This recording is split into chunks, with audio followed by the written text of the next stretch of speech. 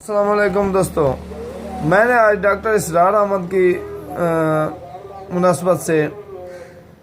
ان سے منسوب کیا ہوا ایک یوٹیوب پر مکالمہ دیکھا، جس میں یہ بات تھی کہ چائنیز مذہب اور ہندو مذہب کے بارے میں قرآن پاک میں کیوں نہیں بیان کیا گیا۔ تو اس کی تفصیل کچھ اس طرح ہے کہ جناب اعلیٰ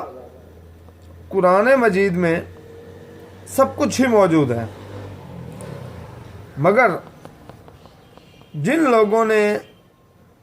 ہمارے لیے تفاسیر اور ترجمے لکھے ہیں، ان لوگوں کے نزدیک جو چیزیں آسان اور سامنے تھی، ان لوگوں نے ان چیزوں کو قرآن پاک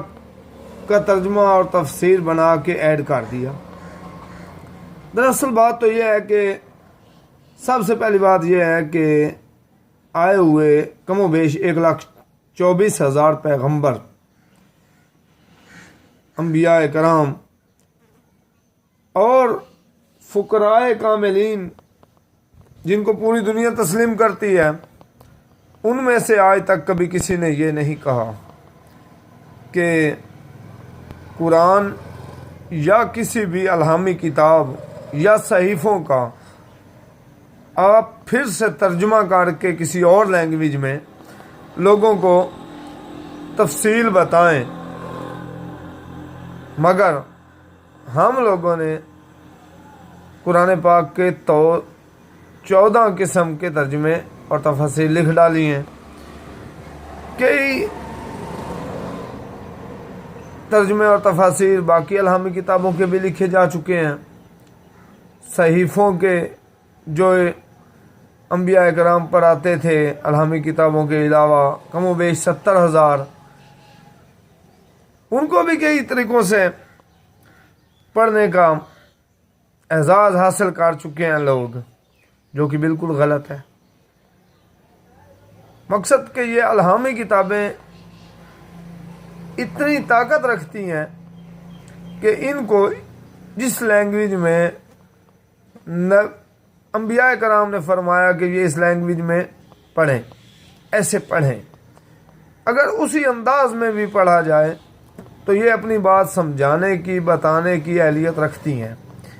اور میں اس بات کا گواہ ہوں، کیونکہ میں اسی طریقے سے اللہ کی پاک ذات نے مجھے سمجھ عطا کی ہے۔ دوسری بات یہ ہے کہ اور ہندو اور چائنیز مذہب کی جو ڈاکٹر اسرار احمد صاحب کی نسبت سے یہ مکالمہ موجود ہے یوٹیوب پہ، وہ ان کی سمجھ نہیں ہے۔ ان کو جتنا ایک سمجھ میں آیا، ان لوگوں نے، ان علماء کرام نے اسی طرح بیان کر دیا جو ان کو سمجھ میں آ رہا تھا۔ دراصل بات یہ ہے کہ میں بھی ایک قرآن کریم سلطان حمید کا ادنا سا عالم ہوں، جس نے 14 ترجمے اور 14 تفاسیر تو نہیں پڑھی سیکھی، مگر حقیقی قرآن کا میں عالم ہوں، جس میں اللہ کی ذات نے مجھے مہارت عطا کی ہے، اور میں اس میں پوری حکمت رکھتا ہوں۔ لہٰذا کسی بھی بات کو اتنا سیریس نہ لیا جائے کہ یہ تو اس طرح کے ترجمے میں لکھی ہوئی ہے۔ ترجمے اور تفاسیر غلط ہو سکتے ہیں، آپ لوگ اس بات کو سمجھتے ہوئے قرآن اور